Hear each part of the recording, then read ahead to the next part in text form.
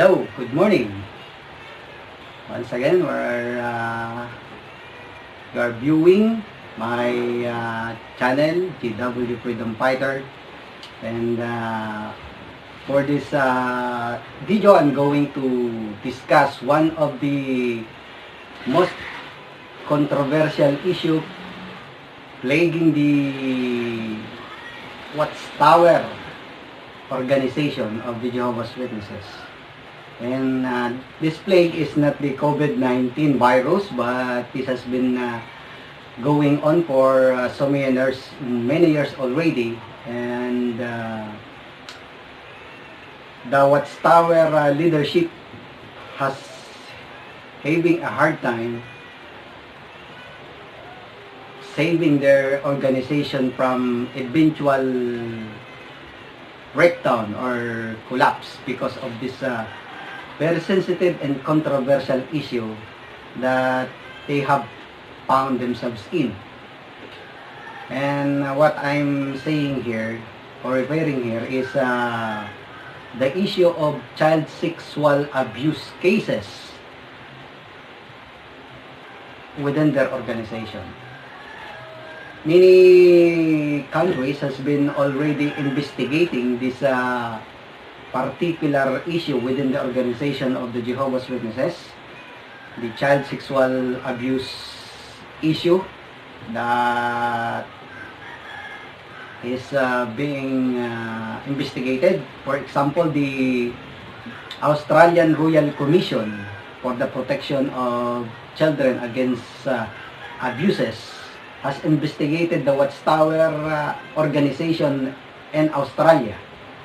And that particular investigation on 2015, that happened on 2015, year 2015, it was found out that there has been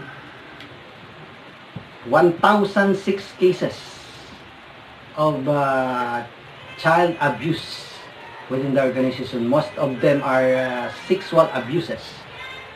And sad to say that the commission has found out that not one of them, of those cases, has been reported to the proper authorities like the police or the law enforcement agency, even though child sexual abuse is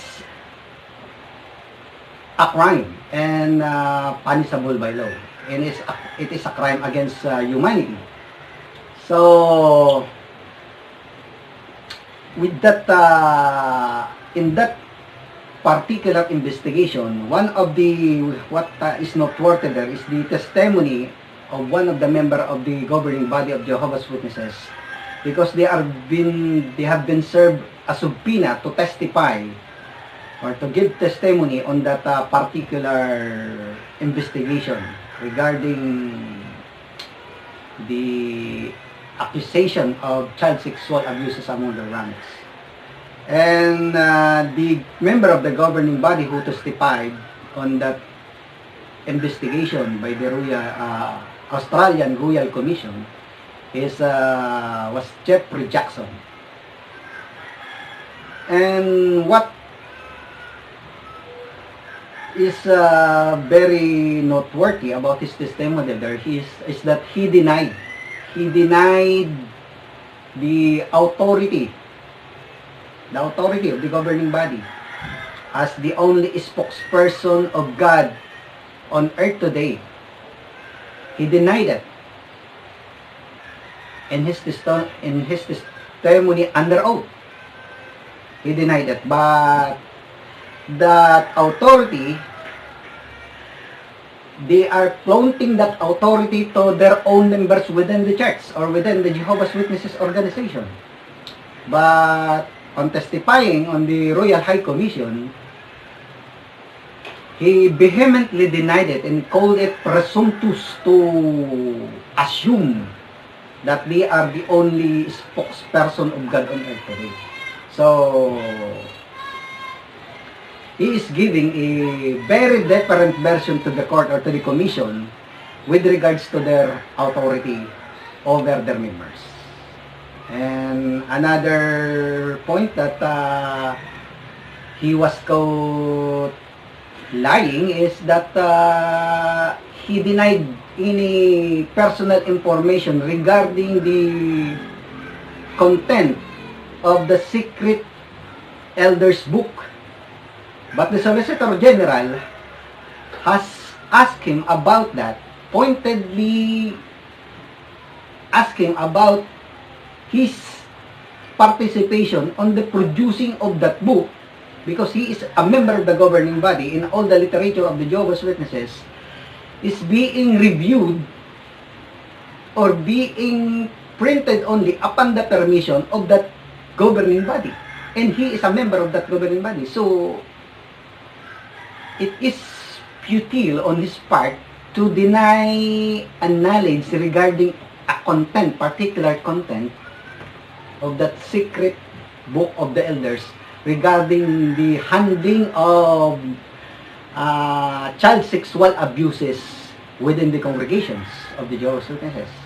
And one more thing, the solicitor or the state solicitor has pointed it out to him that aside from being a member of the governing body, the highest authority within the Church of the Jehovah's Witnesses, he is also serving as a local elder and the body of elder of his congregation. So, he has a personal copy of that book. So, even with that fact, he denied the knowledge about that particular point that the solicitor is asking him, which is written inside the secret elders manual or secret elders book when it comes to handling child sexual abuses within the organization. So, Jeffrey Jackson has given two different versions on his testimony and on his authority inside the church. And one more thing that I want to point here is the deliberate intention of the governing body to hide all this problem going on inside their church. Because this sexual abuse cases is not only happening in Australia or one country, but all over the world. There are so many cases within the United States, Canada, in Europe, regarding this very topic we are discussing right now. For example, in the Netherlands, it has found out by the Ministry of Justice and the Parliament of the Netherlands that there has been 751 cases of child abuses, and most of them sexual abuses. And on those cases, it has found out by the Ministry of Justice of Netherlands that 2/3 of those who reported the case has told the ministry that they have been told not to report the abuses that they have suffered from their attackers. So that is the case. And the Netherlands government has commissioned a particular university there to investigate further the matter in an academic way, and later on they publish it in most newspapers and other media. They make it public the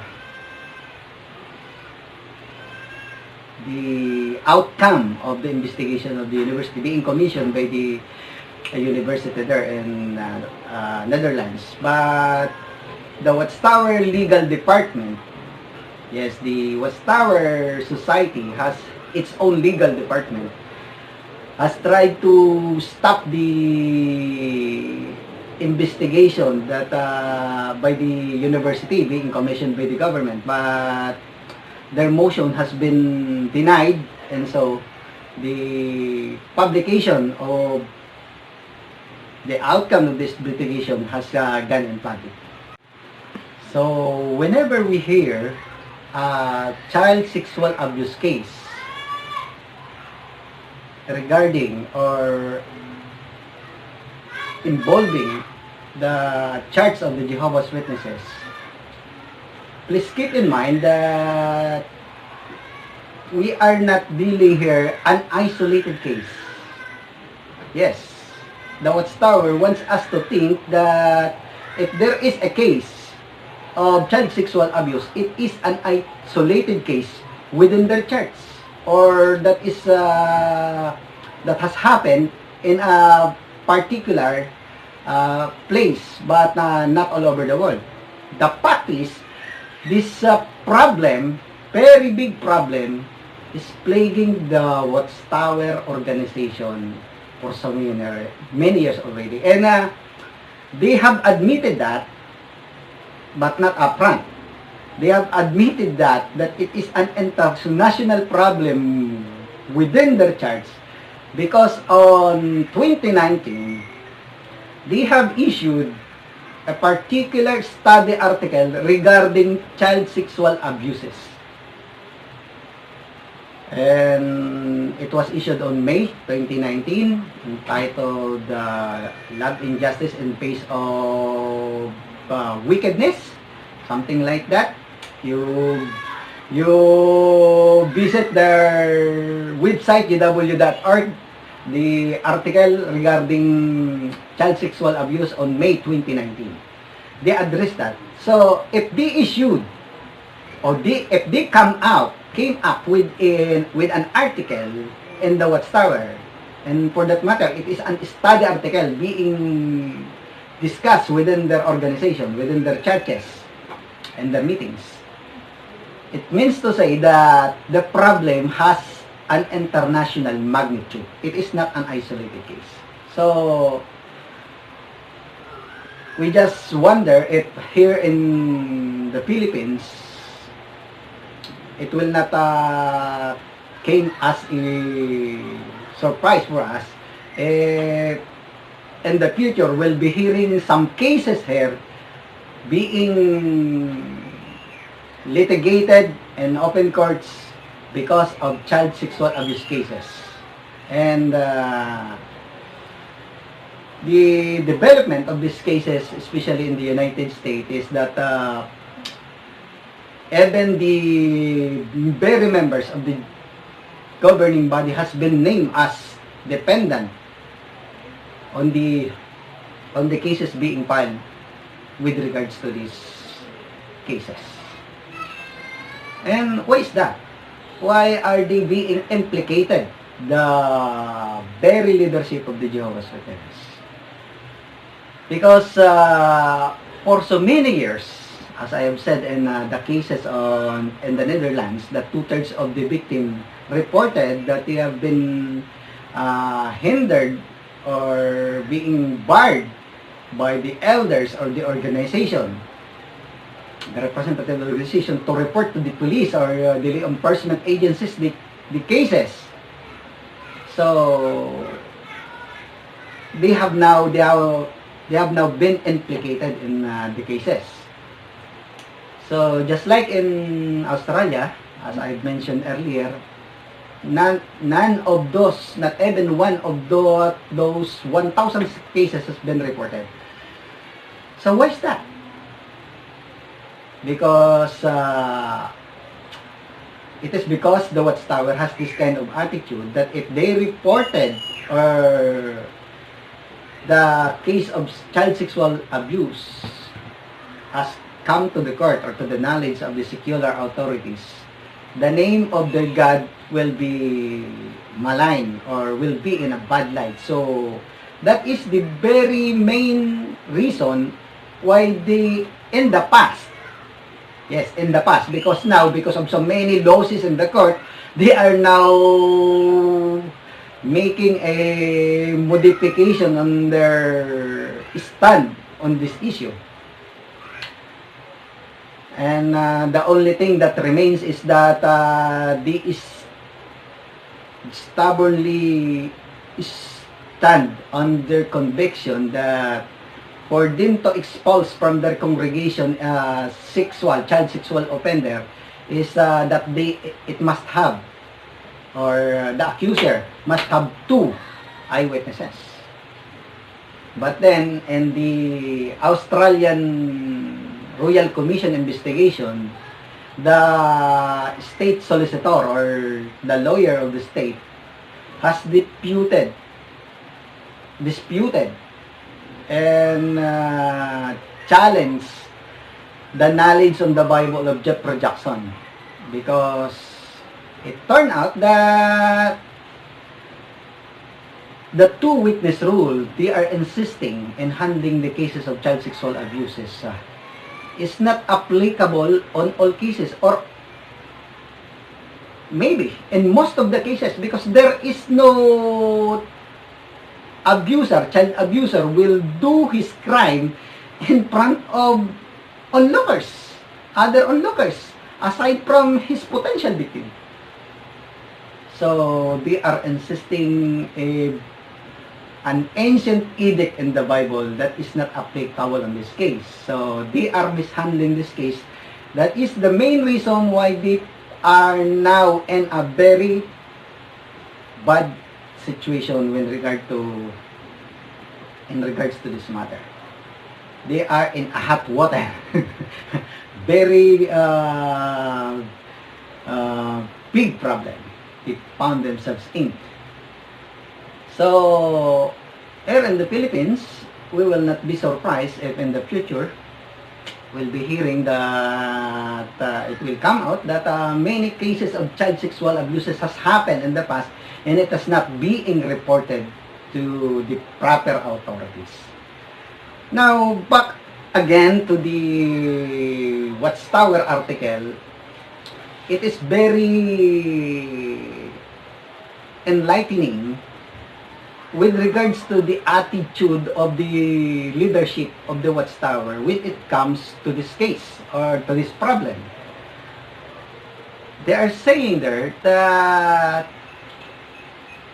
this problem has not plagued already, has not happening.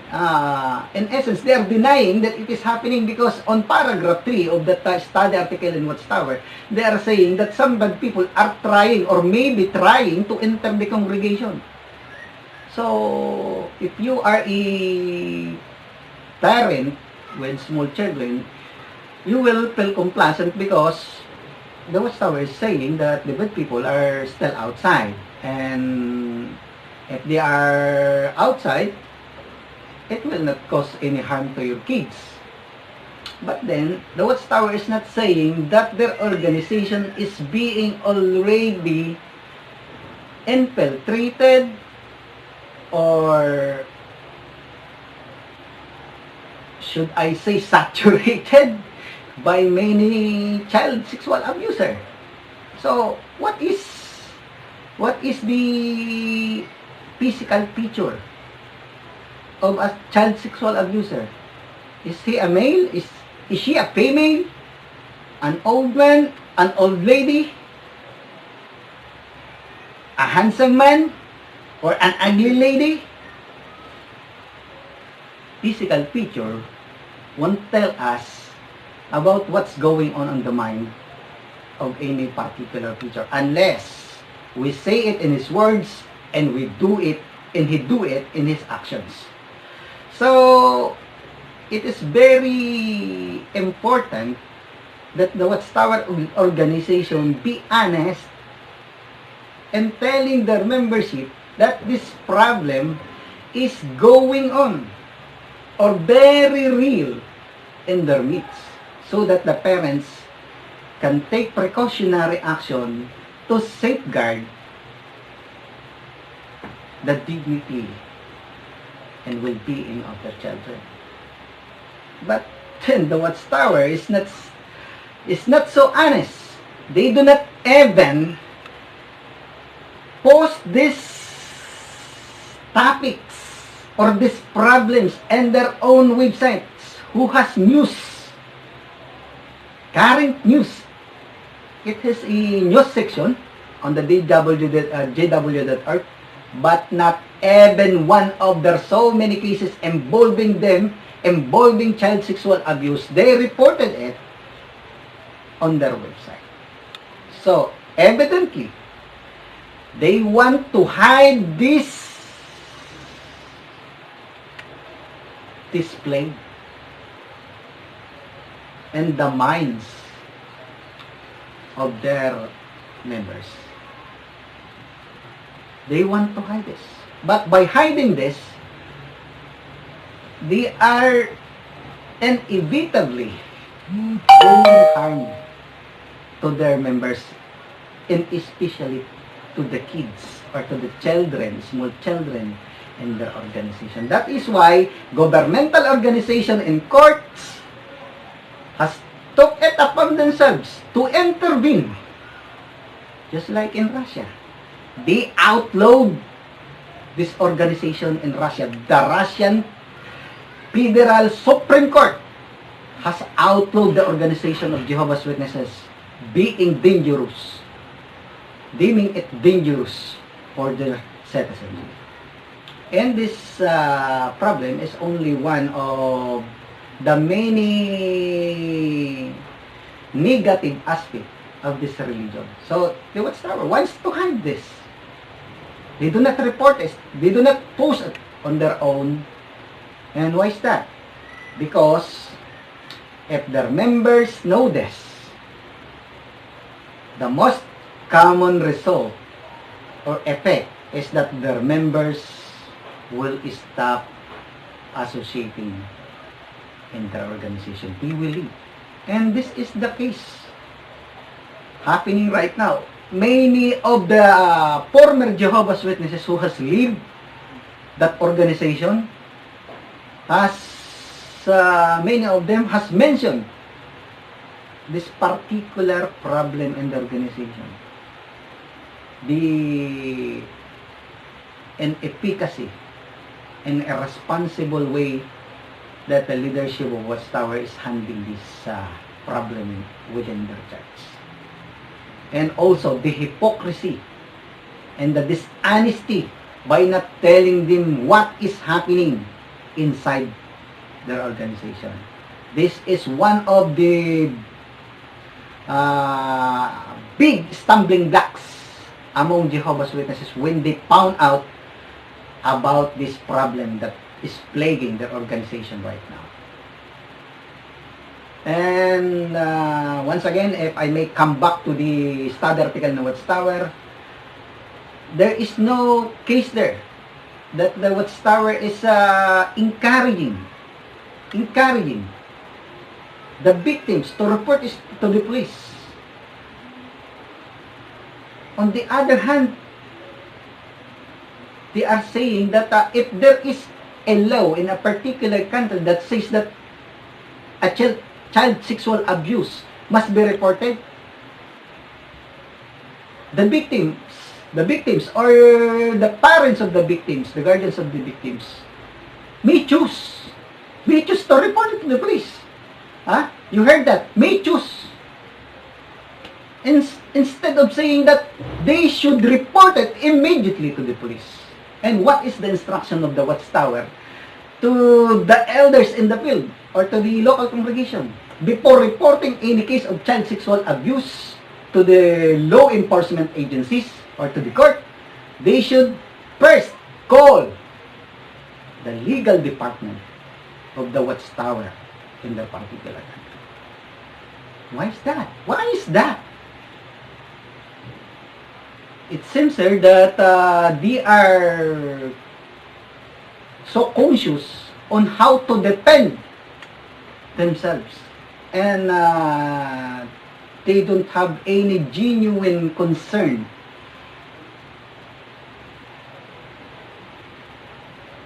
to the victim of this crime.